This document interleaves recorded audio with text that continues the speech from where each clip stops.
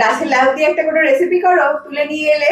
করতে তো হবেই, তবে ভাবছি মাছের মাথা দিয়ে করি। আজকে মাছের মাথাটাকে নামালাম কিনা, ডাল করবো ভাবছিলাম। ভালো হবে। এই নাও, প্রথমেই লাউটাকে কেটে নেবে, তাই তো? হ্যাঁ, ধুয়ে নিয়েছি। আরে দেখি লাউয়ের কি অবস্থা। না, করছি একদম। মা খুব ভয় পাচ্ছি যে লাউটা ভালো হবে না। এত পোকা টোকা হচ্ছে, ভাবছি যদি ভেতরে ভালো না হয়। না, দেখুন আমি কচিতেই তুলেছি, কিন্তু কি সুন্দর ফুল কচি। ঠিক আছে, কেটে নাও, তারপর দেখাবো। হ্যাঁ, এবার কুচিয়ে কাটবো। কি করে কাটতে হয় সবাই জানে, ওটা আর দেখালাম না, স্কিপ করে দিচ্ছি। প্রথমে নুন আর হলুদ মাছটাতে মাখিয়ে নেবে, মাছের মাথাতে আর কি। সঙ্গে ভালো তেল আছে, তেলটাও রেখেছি। আপনারা যদি তেল না খেতে পারেন তাহলে দেবেন না, আর পরিষ্কার তেল না হলে তো দেবেনই না। অনেক তেলে কেমন কাস্টে গন্ধ থাকে না, এটা একদম জ্যান্ত মাছের তেল, তো ফ্রেশ।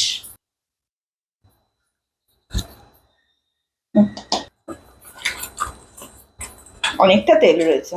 হ্যাঁ, ও তো একদম ফ্রেশ তেল। এই যে ফ্রেশ তেল।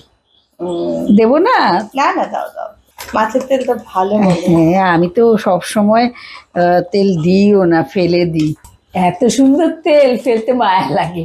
তো মাছের তেল বলে ভালো খাওয়া, আরে সবার জন্য না। তেল দিচ্ছে বলে এক ছিটে তেল দিয়েছে মা। মাছের তেলে মাছ ভাজা বলে, তা আমি মাছের তেলেই মাছ ভাজবো, ওই জন্য ওই একটুখানি তেল জাস্ট কড়াটার মধ্যে দিলাম। এক্ষুনি একদম কড়াই ভর্তি তেল হয়ে যাবে। কড়াই ভর্তি না হলেও অনেকটা হবে। তারপরে মাছের মাথাটা ছাড়বে। হ্যাঁ, আর মাছের তেলের যে একটা কাস্টে গন্ধ, সেটাও থাকবে না। ভালো ভাজা হবে তো, ওটাও কমে যাবে। ব্যাস, এবারে মাথাগুলো দিয়ে দেবে। ভাজা হতে থাক, তারপরে আবার দেখাবো। এই যে মাছটা ভাজা হয়ে গেছে, এবার তুলে নেবে। মাছের তেলে মাছের মাথা ভাজা, তাতে স্বাদটা একটু অন্যরকম হবে না? না, স্বাদ তো অন্যরকম হবে না। তো অনেকে মাছের তেলের গন্ধটা সহ্য করতে পারে না। মাছ তো ভাজা হয়ে গেছে, এখন ফোড়নের জন্য মা নিয়ে নিয়েছে হচ্ছে আধা চা চামচ মতো জিরে, কটা একটাই তেজপাতা একটু ছিঁড়ে নিয়েছে, আর শুকনো লঙ্কা। এটা আদার কিউবও আছে, মায়ের সংরক্ষণ করা আদা। এই সংরক্ষণ করা মানে ওই আর কি, জমিয়ে রাখা থাকে। এই যে এবার দিয়ে দেবো এটা। এইসব ভিডিও করার সময় একটা সমস্যা হচ্ছে যে চিনি চালানো যায় না, তাহলে আওয়াজ হয়।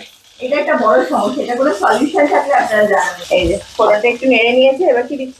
একটু জিরের গুঁড়ো একেবারে দিয়ে দিলে, এবার লাউটা আমি দিয়ে দেবো। কচি লাউ তো আগে ভাপিয়ে নেবার প্রয়োজন নেই, এতে হয়ে যাবে। আর যদি একটু মনে হয় যে আগে ভাপানোর দরকার আছে, তাহলে না, বুড়ো লাউ হলে হ্যাঁ, আগে ভাপিয়েও নিতে পারেন, নিয়ে তারপরে এই সম্বারের মধ্যে দিয়ে দিতে পারেন। আমার মনে হয় এইভাবে রান্নাটাই ভালো বেশি। এখন নুন আর হলুদটাও দিয়ে দেবে, দিয়ে সিদ্ধ করতে বসিয়ে দেবে। আধা চা চামচ হলুদ। হ্যাঁ, ভালো করে মিশিয়ে দিয়ে ঢেকে এখন লাউটা সিদ্ধ হওয়া অবধি রান্না করবে, তাই তো? হ্যাঁ। আপনারা টমেটো, কড়াইশুঁটি এগুলো পছন্দ করেন লাউয়ে বেশি, তারা এগুলো দিতেও পারেন। এগুলো দিয়েও হয়, না দিয়েও হয়, কিন্তু আমাদের বাড়িতে হয় না এইসব দিয়ে।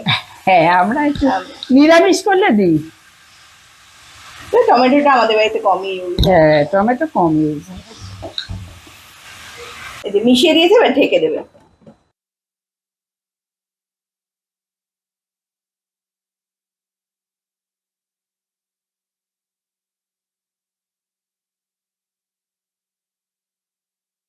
লাউ একদম সিদ্ধ হয়ে গেছে, মাছের মাথাটাও দিয়ে দিল।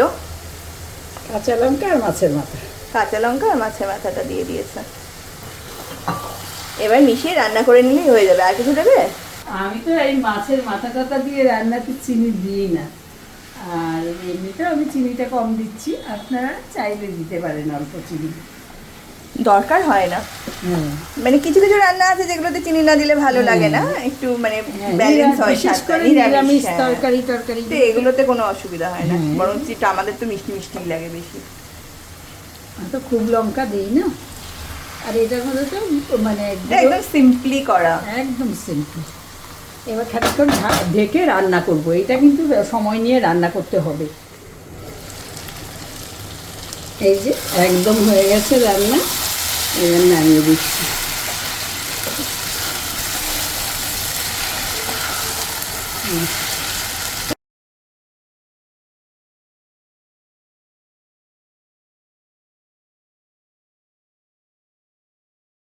মাছের মাথা সে তো ভালো হবেই।